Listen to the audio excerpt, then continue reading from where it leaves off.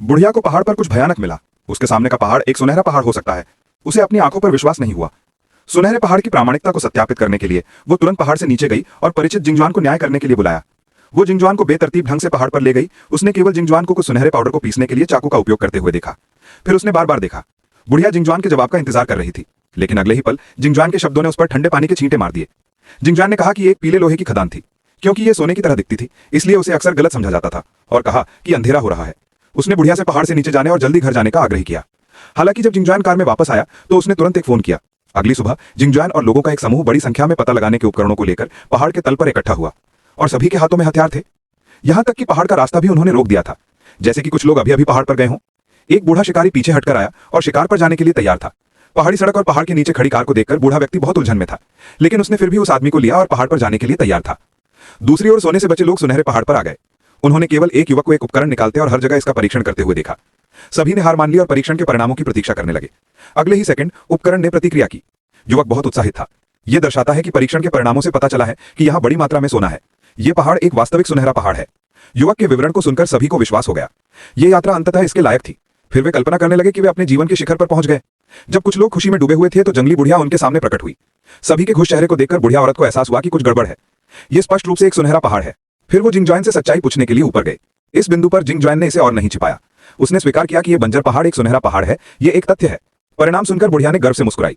तब जिंगजुआन ने बूढ़े व्यक्ति से कहा कि भले ही वो सुनहरे पहाड़ की खोज करने वाला पहला व्यक्ति था, लेकिन इसका मतलब यह नहीं है कि यहाँ का सोना उसका है। इसके अलावा यह जमीन बुढ़िया की नहीं है। धोखा खाई बुढ़िया ने कहा कि वो पहाड़ से नीचे जाएगी और सुनहरे पहाड़ की खबर लोगों को बताएगी। अनिवार्य रूप से सभी को हतोत्साहित किया गया। अप्रत्याशित रूप से जब बुढ़िया चली गई तो उसने कुछ लोगों को बताया कि यह पूरी जमीन उसके मृत बेटे की है। वो उन्हें सफल नहीं होने देगी, भले ही वो मर जाए। ये सुनकर सभी लोग दंग रह गए। जिंगजुआन ने उस मोटे आदमी को भी बताया जो अच्छे की उम्मीद कर रहा था, लेकिन रास्ते में पीछे बैठे सूट वाले आदमी ने डिटेक्टर स्विच को छू दिया। भयभीत मोटा आदमी जल्दी से मुड़ा। अनपेक्षित रूप से बड़े बैग ने बुढ़िया को ढलान पर धकेल दिया। कुछ लोग जांच करने के लिए नीचे दौड़े। सभी ने सोचा कि बुढ़िया की सांस रुक गई है। उन्हें समझ नहीं आ रहा था कि क्या करें। बुढ़िया ने अचानक अपनी आंखें खोली। सभी लोग बहुत खुश हुए, लेकिन उन्हें बुढ़िया की बातें फिर से याद आईं। आखिर में दिलचस्पी के जोश में आकर कुछ लोगों ने बुढ़िया को जिंदा मार डालने का फैसला किया। हालांकि यह नजारा बूढ़े शिकारी ने देख लिया। उसने एक बंदूक उठाई और उसे बचाने के लिए तैयार हो गया। इसी समय पहाड़ से नीचे एक लड़की की आवाज सुनाई दी। बूढ़े शिकारी ने आवाज सुनी और जल्दी से दूरबीन निकालकर देखने लगा। उसने पाया कि यह बुढ़िया की पागल लड़की थी जो अपनी दादी को ढूंढने पहाड़ पर गई थी। इन लोगों की क्रूरता को समझते हुए वो उसे जिंदा नहीं रखेगा। लड़की की रक्षा करने के लिए बूढ़े राजा को बुढ़िया को बचाना छोड़कर उसे पहाड़ से नीचे ले जाने के लिए एक लड़की ढूंढनी पड़ी। लेकिन जब उसने लड़की के रोने की आवाज सुनी तो पुलिस ने भी सुन ली। बुढ़िया की समस्या हल करने के बाद उन्होंने बूढ़े राजा को रोक लिया। उन्होंने पूछा कि क्या उन्होंने कुछ देखा। बूढ़े राजा को टालने के लिए निश्चित रूप से उन्होंने सड़क के अलावा कुछ नहीं देखा। पुलिस ने भी बूढ़े राजा की बातों पर विश्वास कर लिया। लेकिन एक दुर्घटना घटी। जब वो बूढ़े राजा को जाने ही वाले थे तभी बुढ़िया के रोने की आवाज सुनाई दी। उसे अभी तक चाकू नहीं मारा गया था। वो बूढ़े राजा को एक बार में जाने नहीं दे सकते थे। पुलिस ने तुरंत बूढ़े राजा के हाथ से बंदूक ले ली। विवाद के बीच शिकारी ने गलती से आग लगा दी और बूढ़े राजा को पहाड़ से नीचे गिरा दिया। वो दर्जनों मीटर तक बंदूक से गोली लगने से उत्तर पश्चिम की ओर मौके पर ही भाग गया। सभी लोग हैरान थे और जांच करने के लिए आगे नहीं बढ़े। इस समय बूढ़े राजा ने लड़की को लेकर भाग निकला। प्रतिक्रिया करने वाले लोगों ने तुरंत पीछा शुरू कर दिया। पीछा शुरू हुआ। इससे पहले कि वो पकड़ पाते, बूढ़े राजा ने लड़की के बैग में एक नोट लिखकर उसे पहाड़ से नीचे पुलिस प्रमुख से मदद मांगने के लिए कहा, और वो इन पीछा करने वालों को आकर्षित करने में उसकी मदद करने के लिए बाहर चला गया। क्योंकि वो अक्सर यहाँ पहाड़ों में शिकार करता है, बूढ़े राजा को यहाँ के इलाके की बहुत अच्छी समझ है। जब वो पकड़ने ही वाले थे तो वो किनारे पर एक पेड़ से टकरा गया। पुलिस ने सोचा कि उनमें से इतने सारे एक बूढ़े आदमी का पीछा कर रहे हैं। ये बहुत स्वतंत्र था, इसलिए वे अलग हो गए और उनमें से दो ने लड़की को मार दिया और अन्य दो ने बूढ़ी औरत से निपट दिया और उसने बूढ़े राजा का पीछा किया। मुझे कहना होगा कि पुलिस अभी भी कुछ है। उन्होंने कुछ ही मिनटों में बूढ़े राजा को पकड़ लिया, लेकिन उसने गलती कर दी। उसने आत्मा लड़के को बूढ़े राजा से निपटने के लिए कहा। उसने उसे एक गोली से बेहोश कर दिया। फिर उसने शिकारी की बंदूक उठाई और फिर से लड़ा। उसी समय बूढ़ी औरत को उन्होंने निपट दिया और बाकी दो लड़कों ने भी लड़की को ढूंढ लिया। सौभाग्य से लड़के का शूटिंग कौशल इतना खराब था कि वो फट गया। लड़की खुशनसीब थी कि दो गोलियों से बचकर पागलों की तरह भागी। दोनों लड़के जल्दी से उसका पीछा करने लगे। अंत में लड़की को फिर भी एक गोली लगी। लड़का फायर जांचने के लिए आगे बढ़ा।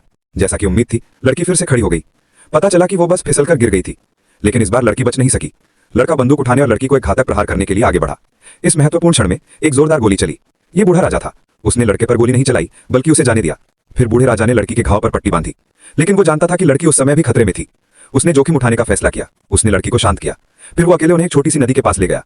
वो ऊपर से नीचे तक लड़ने के लिए इलाके का लाभ उठाता है। एक भयानक युद्ध में एक लड़के को बूढ़े राजा के पैर से तोड़ दिया गया। लड़का मदद के लिए ऊपर आना चाहता था। अनपेक्षित रूप से वो फिसल गया और सीधे पश्चिम की ओर चला गया। बूढ़े राजा ने अपना लक्ष्य हासिल कर लिया। वो जल्दी में चला गया। इस लड़ाई के साथ दल में केवल 4 लोग ही बचे थे। जिस लड़के को गोली लगी थी वो काम नहीं करना चाहता था। वो बस घर जाना चाहता था, लेकिन नाव से उतरना आसान नहीं है। लड़के ने अपने साथियों के निवेदन को नहीं सुना और पहाड़ से नीचे जाने पर जोर दिया। लेकिन जब वो मुड़ा तो उसके पीछे तेज आवाज हुई। लड़के को एक हल्की गोली लगी थी। जाहिर है कि वो पागल था। जिस लड़के को बूढ़े राजा ने गोली मारी थी उसे बूढ़े राजा को मारना था। अंधेरा हो रहा था। बूढ़े राजा को अब बेचैनी होने लगी। उसने सुना था कि हर रात पहाड़ों में सफेद बाल वाले जानवर होते हैं। वे जानवरों का शिकार करने में माहिर होते हैं। उसे नहीं पता था कि यह सच है या नहीं। बूढ़े राजा ने लड़की के साथ जंगल में भागा। एक बुरा लड़का पीछे से गया। उसने बंदूक उठाई और गोली चलाने के लिए तैयार हो गया, लेकिन उसे कोई गोली नहीं मिली। वो गोली बदलने ही वाला था। लड़की दौड़ कर आई, लेकिन बुरे लड़के ने उसे गोली मारकर मार दिया। बूढ़े राजा पागल था। वो दौड़ा और बुरे लड़के को गोली मार दी।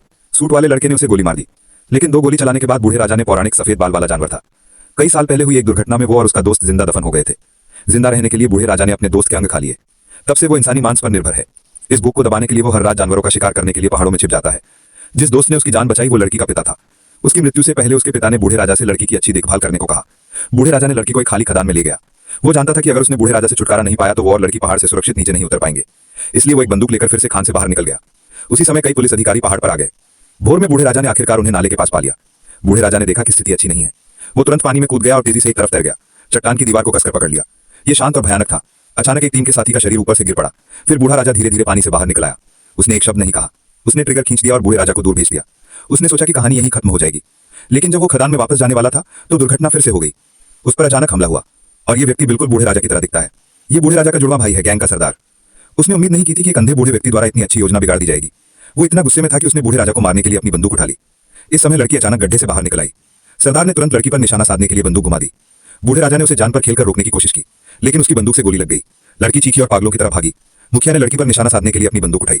अगले ही क्षण, यहां से चले जाओ। किस्मत से पुलिस समय पर पहुंची और लड़की को सफलतापूर्वक बचा लिया।